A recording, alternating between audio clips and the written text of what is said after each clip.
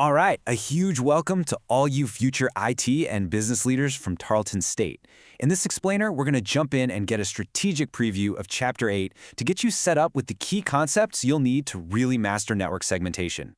So picture this. It's your first week on the job, and you get a help desk ticket that looks exactly like this.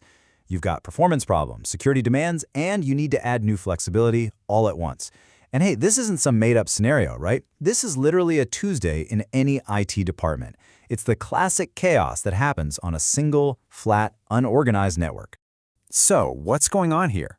Well, this chaos is a classic symptom of an unmanaged network. It's like every single device is trying to scream in the same digital room.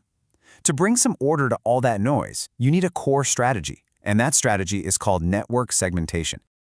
So why bother doing this? Well, there are three huge reasons. First up, security. By creating separate zones, you get to control who can talk to whom. Next, performance. You're essentially breaking up one giant, noisy conversation into several smaller, quieter ones. And third, and this one's big for your own sanity, it makes troubleshooting way easier. When something breaks, you can isolate the problem to one small area instead of hunting for a needle in a network-sized haystack. Okay, so how do we actually do this? To solve these kinds of real-world problems, your professional toolkit has two absolutely essential instruments that you're going to master in Chapter 8, Subnets and VLANs. Let's take a quick look at each one. All right, first up is subnetting. Think of this one as all about logical organization. It's how we bring a clear, structured plan to all of our network addresses, kind of like how a city planner lays out a street grid before they build the houses. So what is a subnet? Well, at its core, it's just a way to take a giant pool of IP addresses and chop it up into smaller, more manageable neighborhoods.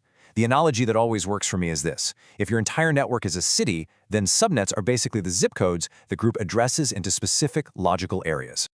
Okay, on to our second tool, VLANs. Now this is where things get really cool, because VLANs give you this incredible flexibility that has nothing to do with where a device is physically plugged in. This is where we start getting really strategic. A VLAN, or virtual LAN, lets you group devices together logically, as if they're in the same room, even if they're on different floors or in totally different buildings. It's like creating these secure digital bubbles for different departments. All the computers for the accounting team can be put in their own private VLAN, which makes sure they can only talk to each other. It creates a little world of security and efficiency just for them. So, you might be asking, how are these different, or how do they work together? Well, it really boils down to where they operate in the network model. Subnets, they live at layer 3, the network layer. They're all about organizing those IP addresses, our zip codes. VLANs, on the other hand, operate down at layer 2, the data link layer, and they organize the physical switch ports that devices plug into. They really are two sides of the same coin, just solving the problem from different angles. And this brings us to probably the most important rule of thumb you're going to learn in this chapter. In just about any modern network you'll ever build, these two concepts are basically best friends. They go hand in hand. So remember this. One broadcast domain equals one VLAN, which equals one subnet. They map one to one. It's that simple, and it's a super powerful concept. Okay, so this isn't just about the wires in the server closet anymore, right? Let's talk about how this all plays out in the cloud. Because this is where these skills become absolutely critical and where your career opportunities really take off.